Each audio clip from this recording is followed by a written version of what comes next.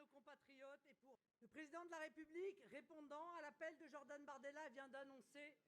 Cette décision est grave, lourde, mais c'est avant tout un acte de confiance.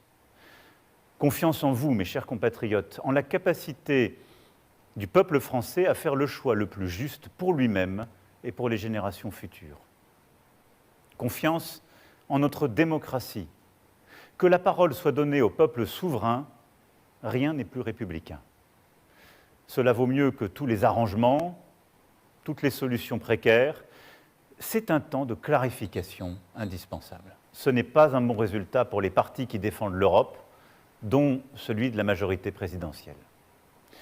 Les partis d'extrême droite, qui ces dernières années se sont opposés à tant d'avancées permises par notre Europe, qu'il s'agisse de la relance économique, de la protection commune de nos frontières, du soutien à nos agriculteurs, du soutien à l'Ukraine, ces partis progressent partout sur le continent. En France, leurs représentants atteignent près de 40% des suffrages exprimés. Pour moi, qui ai toujours considéré qu'une Europe unie, forte, indépendante et bonne pour la France, c'est une situation à laquelle je ne peux me résoudre. La montée des nationalistes, des démagogues, est un danger pour notre nation, mais aussi pour notre Europe, pour la place de la France en Europe et dans le monde. Je ne saurais donc, à l'issue de cette journée, faire comme si de rien n'était.